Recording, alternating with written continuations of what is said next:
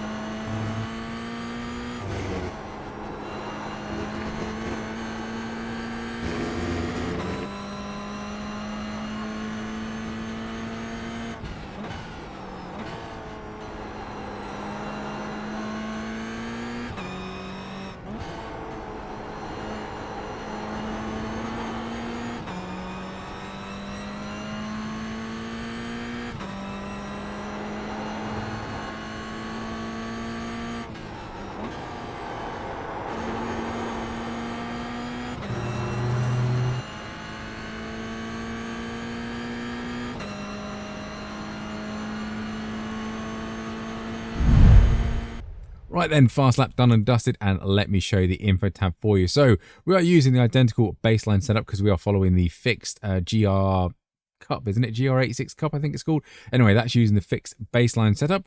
Track temp of 89 Fahrenheit and moderate usage of 44% is what I'm always trying to set it to in these track guides. The lap I'm actually going to show you is lap 23, a 1:44.674. And you can see there we were in sort of 45, 47s, 46s and around there.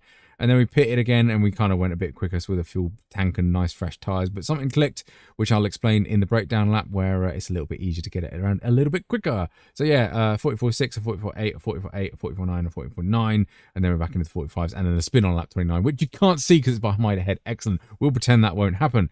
What else do I show on here? Split times. There we go. You can see my optimals are 44.4. And you can see the split time so you can focus on an area. But my head as well will be my Discord, where the OLAP, BLAP, telemetry, replay file will all be hidden in there. And I think that's about it. So yeah, let's crack on with the breakdown lap. Right, GR86 Okayama, and we are off to a flyer, hunting down for turn 1, and we're looking for these little white dashes just on the left hand side of the circuit there, just in front of the grandstand. Brake nice and heavy, ease off as you start turning in, and get on throttle just to tame that rear end from sliding out. Nice late apex and get on full throttle as early as you can.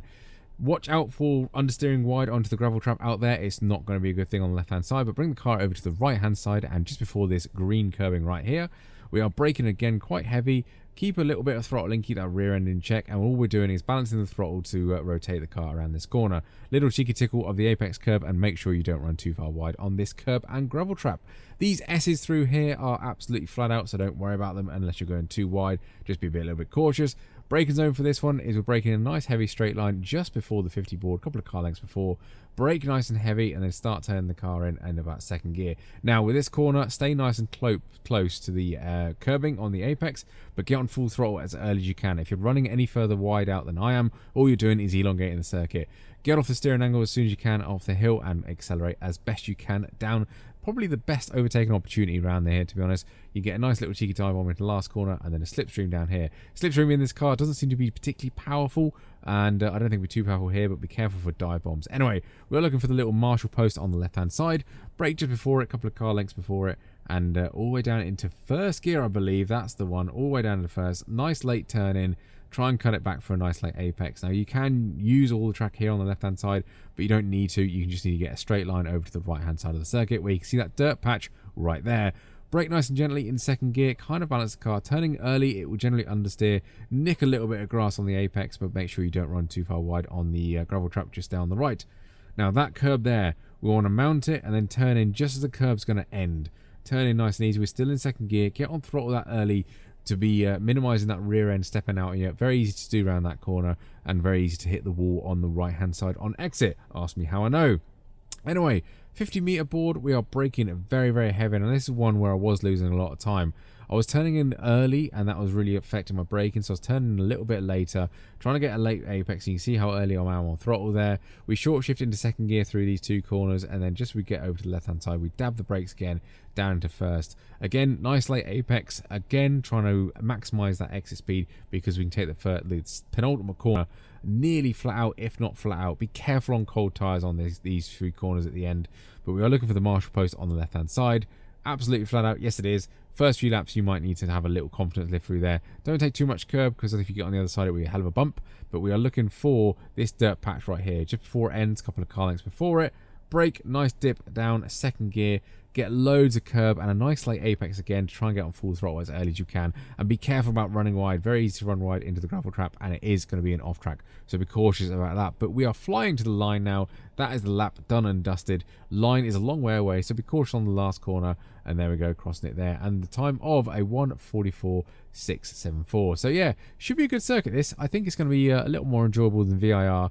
But overtaking will be more difficult around here because we don't have the slipstream to help us out. Otherwise, if this video did help you out, like and subscribe. Do that lovely YouTube stuff. Otherwise, I will catch you on the next one.